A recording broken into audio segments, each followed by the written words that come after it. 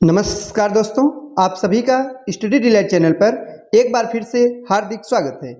Bihar teacher के GS का practice set चल रहा है और आज हम लोग देखने वाले हैं प्रैक्टिस सेट नंबर 8 को। साथियों, बीपीएससी द्वारा बिहार शिक्षक भर्ती के द्वितीय चरण की प्रक्रिया, जिसके तहत कक्षा 6 से लेकर 12 तक के अध्यापकों की भर्ती प्रक्रिया शुरू हो चुकी है। तो इस परीक्षा में जो जीएस के प्रश्न पूछे जाएंगे, तो उन्हीं प्रश्नों के लिए हम प्रैक्टिस सेट करा रहे हैं। अब तक कुल 7 प्रैक्टिस सेट कंप्लीट हो चुके हैं। तो आज हम लोग देखने वाले हैं प्रैक्टिस सेट नंबर 8 को। सभी प्रश्न महत्वपूर्ण हैं और परीक्षा में पूछे जाने की पूरी संभावना है। तो चलिए शुरुआत करते हैं आज के हमारे पहले प्रश्न से। साथियों, पहला प्रश्न है कि तराइन के प्रथम युद्ध में पृथ्वीराज चौहान ने किसको पराजित किया था। तो तराइन के प्रथम युद्ध के बारे में आप सभी जानते होंगे, तो हमें यह बताना है कि पृथ्वीराज चौहान ने किसको पराजित किया था। तो मोहम्मद गोरी को। सही जवाब होगा ऑप्शन नंबर ए। तो साथियों, जो तराइन का प्रथम युद्ध हुआ था, ये हुआ कब था? तो 1191 ईस्वी में तराइन की पहली लड़ाई यानी कि प्रथम युद्ध हुआ था। इसमें क्या हुआ कि पृथ्वीराज चौहान ने मोहम्मद गोरी को पराजित कर दिया। किंतु अगले ही साल यानी कि 1192 ईस्वी में, इसके बारे में भी आप लोग जानते रहिएगा, 1192 ईस्वी में साथियों तराइन का द्वितीय युद्ध होता है। और इस युद्ध में क्या होता है कि परिणाम बिल्कुल उल्टे होते हैं। पहली युद्ध में तो पृथ्वीराज चौहान विजयी हुए थे, किंतु तराइन के द्वितीय युद्ध में पृथ्वीराज चौहान हार गए थे। किससे? तो मोहम्मद गोरी से, यानी गोरी ने पृथ्वीराज चौहान को पराजित किया था। अगला प्रश्न है, अजंता की गुफाएं किस राज्य में स्थित है। तो अजंता एलोरा की गुफाओं के बारे में आप सभी जानते होंगे, परिचित होंगे। तो हमें बताना है कि किस राज्य में स्थित है। तो महाराष्ट्र में। कहाँ पे स्थित है साथियों? महाराष्ट्र राज्य के औरंगाबाद जिले में। तो जिले का क्या नाम है? औरंगाबाद एक जिला है।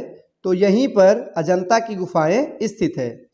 अब साथियों, अजंता की गुफाओं के बारे में जिक्र हुआ है, तो आपको ये बताते चलते हैं कि ये किसको समर्पित है। तो बौद्ध को समर्पित है। किसे साथियों? बौद्ध को समर्पित है। वहीं अगर ये पूछा जाए कि अजंता की जो गुफाएं हैं, इनकी संख्या कितनी है, कुल कितनी गुफाएं, तो आप बताएंगे कुल 29 गुफाएं हैं। कितनी साथियों? कुल 29 गुफाएं हैं जो कि बौद्ध धर्म को समर्पित है। और 1983 ईस्वी में इसे यूनेस्को द्वारा विश्व धरोहर स्थल की सूची में भी शामिल किया गया है। आगे है कि बद्रीनाथ धाम किस राज्य में स्थित है। बद्रीनाथ, केदारनाथ, साथियों जो 4 धाम हैं जिनमें बद्रीनाथ धाम भी आते हैं, तो किस राज्य में है ये हमें बताना है। तो उत्तराखंड में। कहाँ पे साथियों? उत्तराखंड के चमोली जिले में स्थित है बद्रीनाथ धाम। यह 4 धाम जिनमें यमुनोत्री, गंगोत्री, केदारनाथ और बद्रीनाथ है, इनमें से एक है। साथियों, बद्रीनाथ जो धाम है, तो इस धाम में भगवान विष्णु का मंदिर है और माना जाता है कि इसका निर्माण आदि गुरु शंकराचार्य द्वारा करवाया गया था। चलिए देखते हैं अगला प्रश्न। निम्नलिखित में से कौन सा प्राचीन काल में भूमि कर नहीं था। तो 4 करों के नाम दिए गए हैं, इनमें से हमें बताना है कि कौन सा प्राचीन काल में एक भूमि कर यानी भूमि टैक्स जो है वो नहीं था। तो इसमें से जो पेठ दिया गया ऑप्शन नंबर डी, यह भूमि कर नहीं था। साथियों, भाग एक भूमि कर था, भोग भी था, उद्रंग भी था, किंतु जो पेठ दिया गया है यह एक ग्राम समूह था। सही जवाब होगा ऑप्शन नंबर डी। चलिए देखते हैं अगला प्रश्न। राग विबोध ग्रंथ के लेखक का नाम बताइए। तो सोमनाथ है। इस ग्रंथ के लेखक कौन है साथियों? तो सोमनाथ है इस ग्रंथ के लेखक। ऑप्शन नंबर बी में कल्हड़ दिया गया है। तो कल्हड़ द्वारा एक रचित ग्रंथ है जो कई बार पूछा जाता है, वो है राजतरंगड़ी।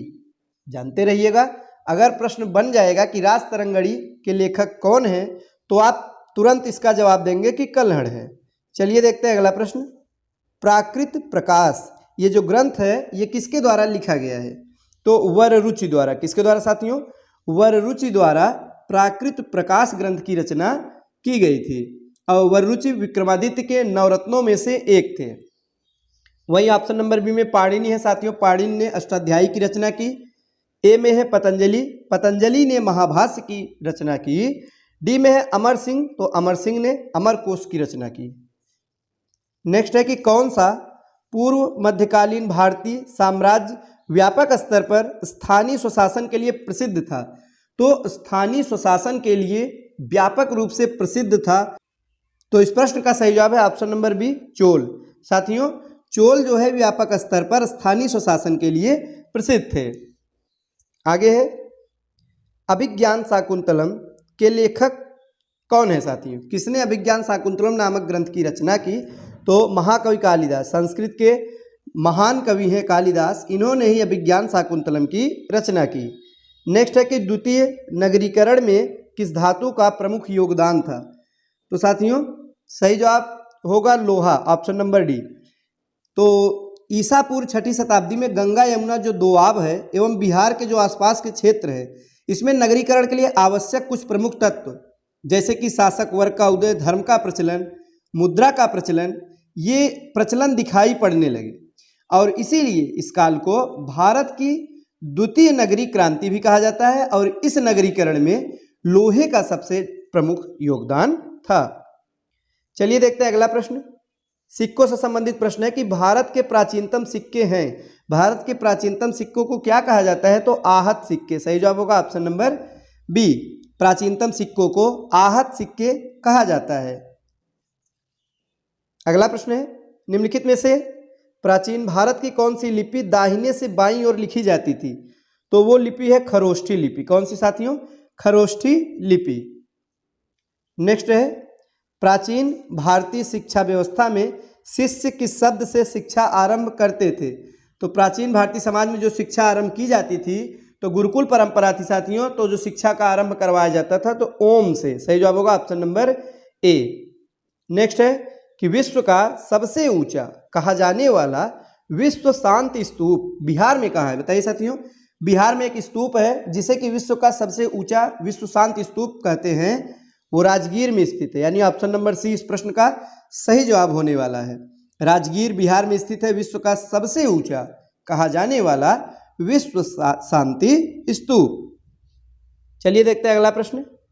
नव नालंदा महाविहार किसके लिए विख्यात है?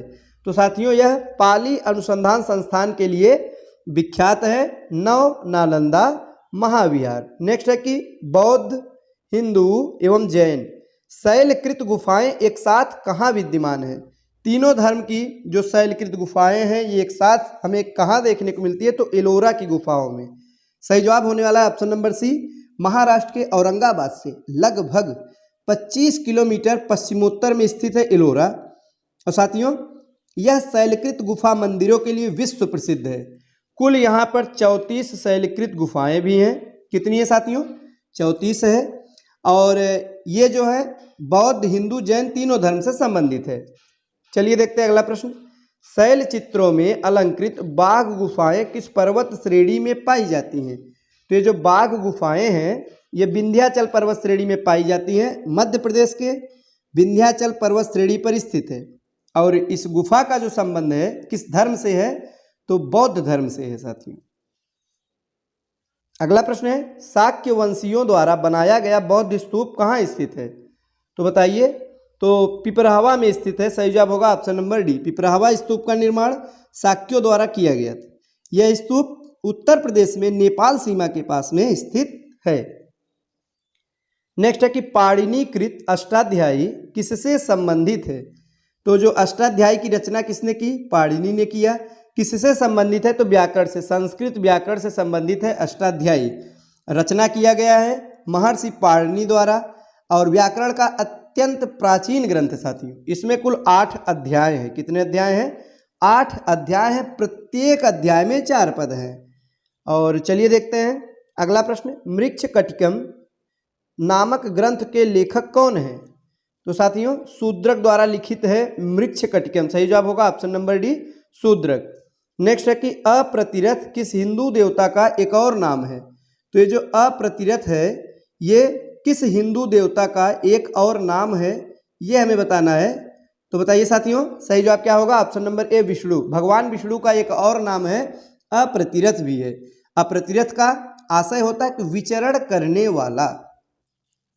अगला प्रश्न साथियों, राजनीति रत्नाकर के लेखक कौन हैं? तो राजनीति रत्नाकर के जो लेखक हैं वे हैं चंदेश्वर, यानी ऑप्शन नंबर ए सही जवाब हो जाएगा। नेक्स्ट है, तंजावुर में बृहदेश्वर मंदिर का निर्माण किस राजा द्वारा करवाया गया था? तो जो बृहदेश्वर मंदिर है इसका निर्माण राजा चोल प्रथम द्वारा कराया गया था। ऑप्शन नंबर ए इस प्रश्न का सही जवाब हो जाएगा। नेक्स्ट है, निम्नलिखित अभिलेखों में से किसमें विधवा दहन का उदाहरण उल्लिखित है? विधवा दहन से आप क्या समझते हैं? यानी कि सती प्रथा का जो साक्ष्य मिलता है वो किस अभिलेख से मिलता है? तो वो है साथियों भानुगुप्त का एरड़ स्तंभ अभिलेख। साथियों बहुत ही महत्वपूर्ण प्रश्न है, आप सभी को याद होना चाहिए कि भानुगुप्त के एरड़ अभिलेख से ही सबसे पहले सती प्रथा के साक्ष्य में मिलते हैं। तो सही जवाब होगा ऑप्शन नंबर सी। आगे है कि बराबर पर्वत श्रृंखला स्थित गोरखगिरी किसके द्वारा विजित की गई? तो साथियों यह किसके द्वारा विजित किया गया? तो खारवेल द्वारा, यानी ऑप्शन नंबर बी इस प्रश्न का सही जवाब होगा। नेक्स्ट है कि मोरक्को के यात्री इब्न बतूता का वृत्तांत किस रूप में जाना जाता है? इब्न बतूता जो कि मोहम्मद बिन तुगलक के शासनकाल में भारत आया था, कब? 1333 ईस्वी में। किसके शासनकाल में? मोहम्मद बिन तुगलक के शासनकाल में। साथियों इसने एक किताब लिखी है, तो इसे ही इब्न बतूता का वृत्तांत कहा जाता है। नाम क्या है उसका? रेहला नाम है। सही जवाब होगा ऑप्शन नंबर ए, रेहला नाम है। इब्न बतूता के द्वारा लिखे गए पुस्तक का नाम है रेहला।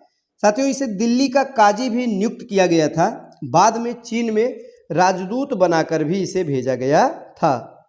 तो ये थे आज के महत्वपूर्ण प्रश्न। वीडियो अच्छा लगा हो तो लाइक करें। आगे के प्रश्नों को हम नेक्स्ट प्रैक्टिस सेट में देखेंगे। आज के लिए बस इतना ही। धन्यवाद।